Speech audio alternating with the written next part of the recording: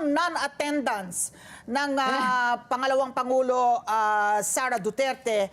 Ngunit talagang yung merong statement na nanggaling from the Office of the Vice President na hindi lang na hindi siya dadalo, ngunit hindi siya manonood ng SONA ng Pangulo sa TV o sa kahit anong gadget.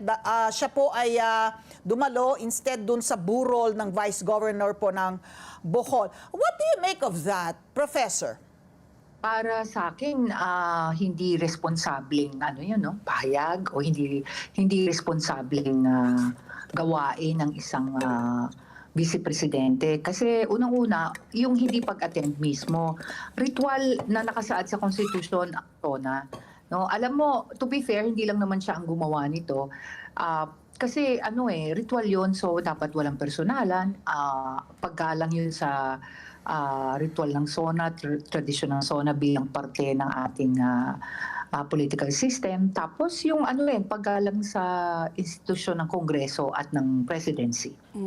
Okay. So Professor Jean, what do you make of his speech? Was it substantive enough? Sa tingin mo ba malaman, hindi ba siya sugar-coated? Was it factual? Was it something that was, kumbaga talagang hinihintay ba ng mga taong bayan yung kanyang report? At did it deliver? Diba? Kasi State of the Nation nga, parang it's a recap of what he did, what he plans. So do you think it was substantive enough? To be fair, siyempre hindi naman pwedeng lahat mabanggit niya, no? Kasi yung priority ng administrasyon lang niya, no, ang kanyang binalangkas. Ang isa pang very broad, no, and maganda na tingin ko political strategy na unahin yung agriculture at rice, no, sa kanyang first paragraph ng kanyang SONA. If I recall correctly, this is the first time that a president in his SONA has actually done that, no, unahin yung agriculture sector. Maybe ito yung response niya doon sa slight dip sa kanyang trust ratings. Professor, balikan ko lang yung paksa ng hindi pagdalo ng ating pangalawang Pangulo. Bukod doon, pati yung kapatid niya na si Congressman Paulo Duterte, hindi rin po dumalo. Yung mga senador, dalawang senador na very identified with the former President Rodrigo Duterte, Senator Bato de la Rosa, who was yung talagang chief implementer in part nung Oplan Tukhang, and yung special assistant niya noon na ngayon ay si Senator Bongo.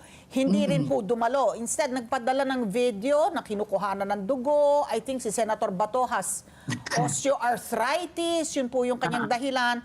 Pero had they attended, Professor Jean, at doon sa bahagi po ng kanyang SONA, kung saan binabanggit na ni PBBM yung kanyang bloodless war on drugs, and yung tila, do you take it as parang pasaring na extermination is not one of the 8 E's nung strategy ng kanyang administrasyon para mapuksa ang illegal na droga? Had they attended, di ba parang ang awkward din kasi meron mga bahagi yung SONA na talagang patutungkulan sila. Professor? Oo, yan. At saka yung POGO, tingin ko. Yung POGO. Clearly, the President is trying to veer away. Very clear yun from the policies of the past administration. And reflection ng deeper divide, is it? Am I right? Yes, definitely. Oo. Ngunit yung University of the Philippines Third World Studies Center, meron silang monitoring. Sinasabi nila meron pa rin daw drug-related killings. Yung Dahas Project, we were just mentioning that with Congressman Ace Barbers. Yung Dahas Project po nga na yun, na meron more than 400 na napatay. Ngayon, to what extent is that directly related to the President's orders? Yan ang hindi sa atin malinaw, no? Hindi katulad nung dating administrasyon na mapapakinggan natin sa rhetoric ng Presidente Duterte. Okay. So, Professor Jean, also very clear, well, not clear, but talagang there was no mention about the Maharlika Fund, no? Which talagang ang dami po nakapansin dahil nga marami po siyang in the news, no, lately na yung sa PhilHealth, yung 89.9 billion, there was no mention. Yung mga ganito, when it is not mentioned, how do you take it? Ano yung face value po niyan? Pag hindi binanggit, ibig bang sabihin, itutuloy po yan?